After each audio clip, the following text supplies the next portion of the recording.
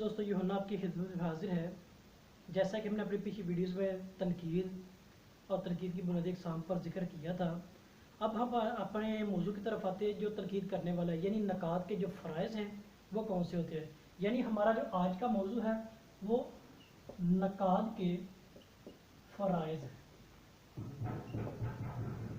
यानी नकात किसे कहते हैं पहले ये जानेंगे, फिर उसके फ़राइज़ की तरफ आएंगे कि वो फ़राइज़ क्या होते हैं। यानी नकात तनकीद करने वाले कहते हैं।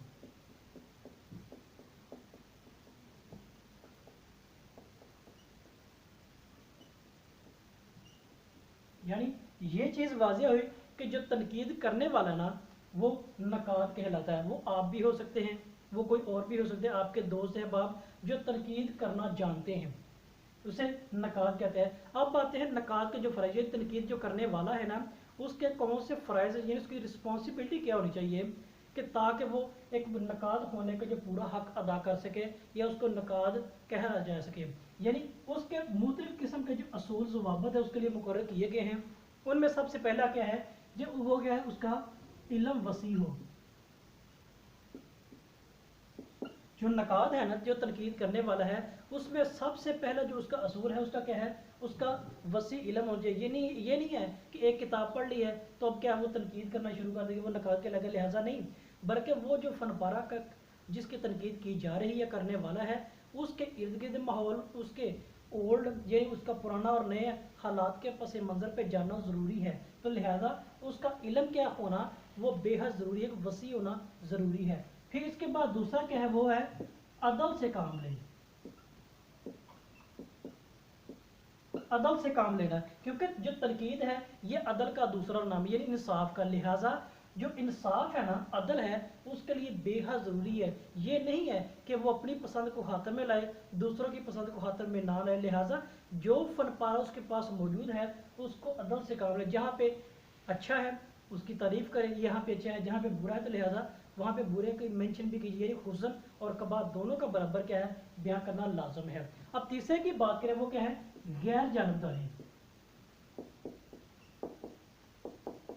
यानी किसी की तरफदारी ना करें। ये नहीं है अगर एक शायर उसको पसंद है दूसरा पसंद नहीं है तो जिसका पसंद है उसकी तारीफ ही करता चला जाए और दूसरा जिसको वो नापसंद करता है उसकी बुराई ही बयान करता चले जाए। लिहाजा ये नहीं काम।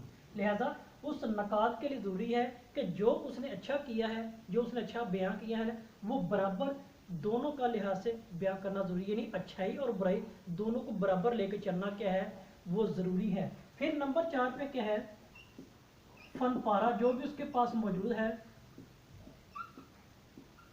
उसका मुकम्मल क्या है अखाता करें।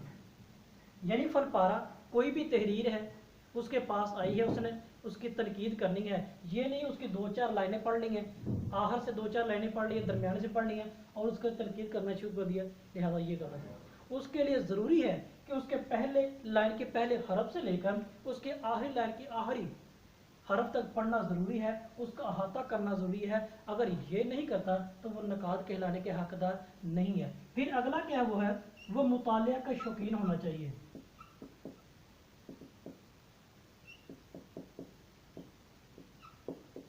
यानी अगर वो मुतालिया नहीं करता, किताबें नहीं पढ़ता, ये नहीं तो लिहाजा फिर वो क्या है वो नकात कहलाने का हकदार नहीं कहलाएगा। यानी उसका मुतालिया का शौकीन हो, वो अपने शौक़ को क्या है मलफूज़े खातर रखे, वो अपने शौक़ की मुनासबत से उस चीज़ का मुतालिया करे और मुतालिया करके अपने इर्द गिर्द माहौल, अपने इर्द गिर्द जो करंट सिचुएशन है उसका क्या है तहमीना करे, जायज़ा ले और जायज़ा करने के बाद क्या वो तनकीद करने का हकदार कहलाएगा। फिर क्या है वो जल्दबाजी से परहेज़ करे।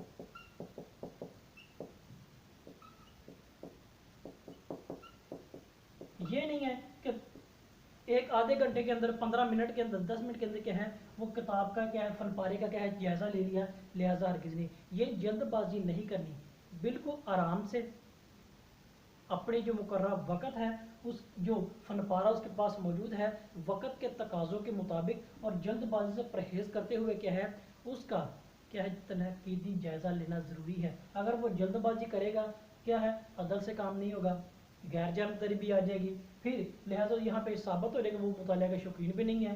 ٹھیک ہے، فن پارے پر مکمل عبور بھی حاصل نہیں ہوگا، تو لہٰذا اس کے لیے ضروری ہے کہ جلد بازی سے پرہیز کرے اور آرام کے ساتھ وہ کیا ہے اس چیز کا مطالعہ کر جائزہ لے. پھر کیا ہے اپنی جو پسند ہے اور ناپسند اس کو کیا ہے خاطر میں نہ لائے. جیسے ہم نے پہلے بھی بات کی غیر جانبداری کے بارے سے، کسی کو وہ پسند کرتا ہے کسی کو نہیں کرتا. اب یہ نہیں جس کو وہ پسند ہے اس کی تعریف کا پل ہی باندھتا چلا جائے، اور جس کی وہ ناپسند کرتا ہے اس کی برائیاں ہی بیان کرتا چلے. لہٰذا یہ چیز نہیں ہے. اس کے لیے برابر جانبداری لینا وہ ضروری ہے. اگر وہ نہیں لے گا تو کیا وہ تنقید کرانے کے حقدار نہیں ہے. پھر کیا ہے اس کے بعد جو فن پارہ اس کے پاس آیا ہے جس کی وہ تنقید کر رہا ہے اس کی کیا ہے برائی اور اچھائی وہ کیا ہے برابر بیان کریں. اگر کیا ہے وہ مثال کے طور پر برائی لے لیتا ہے اچھائی کو چھوڑ دیتا ہے تو وہ نقاد نہیں کہلائے گا. اگر وہ اچھائی لے لیتا ہے برائی کو چھوڑ دیتا ہے لہٰذا وہ نقاد کہلانے کے حقدار نہیں ہے. لہٰذا کیونکہ وہ پھر کیا فن پارہ ادھورا رہے گا. فن پارے کی جو کیا ہے وہ تنقید نگاری ادھوری رہے گی اور نقاد کے جو فرائض ہیں وہ نامکمل ہوں گے اور نامکمل ہونے کی وجہ سے کیا ہے وہ نقاد کہلائے نہیں گئے. پھر اس کے بعد ہم اگلی بات ہے وہ کیا ہے قدیم اور جدید حالات سے باخبر ہو. یہ نہیں ہے اگر اس نے جدید حالات کا تذکرہ کر لیا پرانے روایات سے وہ واقف ہی نہیں ہے، پرانے حالات سے واقف نہیں ہے. مثال کے طور پر اس کے پاس فن پارہ جو آج سے تقریباً 30 سال 40 سال کا بقا لکھا ہوا ہے اس پہ تنقیدی جائزہ کرنا ہے. جب تک اس کو اس حالات کے مطابق نہیں سمجھے گا اس کا تنقیدی جائزہ کبھی بھی نہیں ہو سکتا. تو لہٰذا اس کو جدید اور قدیم دونوں کے نظریات سے واقف ہونا کیا ہے وہ ضروری ہے. اور پھر اس کے بعد آخر اس کا پہلو جو مصنف ہوتا ہے نا، مصنف کے جذبات اور خیالات سے آگاہ ہونا ضروری ہے.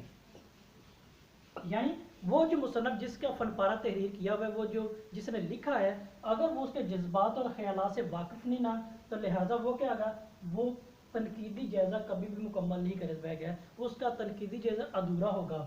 لہٰذا یہ ایک نقاد کے لیے ضروری ہے کہ ان اصول و ضوابط کا ہونا ضروری ہے. اگر ان میں سے کوئی ایک بھی کم ہے تو کیا وہ نقاد نہیں کہلائے گا، اس کی تنقید ادھوری ہوگی.